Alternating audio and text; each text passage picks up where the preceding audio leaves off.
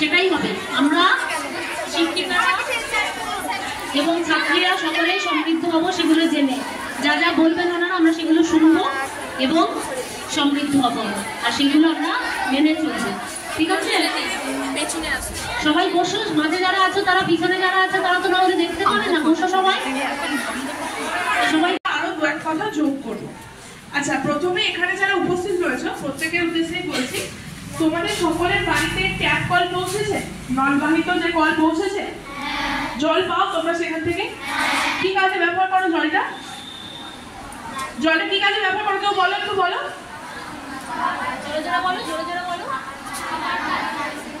খাওয়া রান্না, তাই তো? খাওয়া রান্না এই দুটো কাজে ব্যবহার করো, তাই তো? আচ্ছা, তোমাদের এই পাড়াতলা গ্রাম পঞ্চায়েতে পর্বতপুর ভিলেজে আমরা অলরেডি বাড়ি বাড়ি সার্ভে করেছি। তো সেখান থেকে আমরা যেসব তথ্য পেয়েছি সেই ভিত্তিতেই তোমাদেরকে আজকে কিছু কথা জানাবো।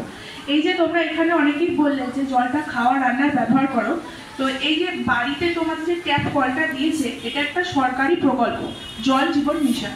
জল জীবন মিশনের মাধ্যমে তোমাদের প্রত্যেকের বাড়ি বাড়ি একটা করে নলবাহিত ট্যাপ কল দেওয়া হয়েছে, যার প্রথম উদ্দেশ্য হচ্ছে মানুষের মধ্যে বিশুদ্ধ পানীয় জল পরিবেশন করা এবং বাড়ির যারা মহিলা রয়েছে তাদের কষ্ট হ্রাস করা।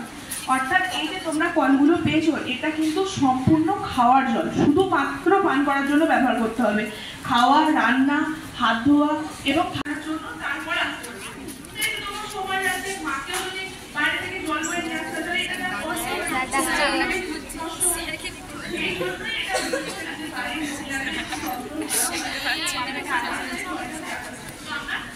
বিষয় নিয়ে বললাম যে জল অপচয় আমরা কেন করবো না এবং জলের কি তো জল অপচয় করা একটা কি হচ্ছে, মানে এটা আমরা আরেকটা মানে সাধারণ দিক আমরা দেখতে পাচ্ছি।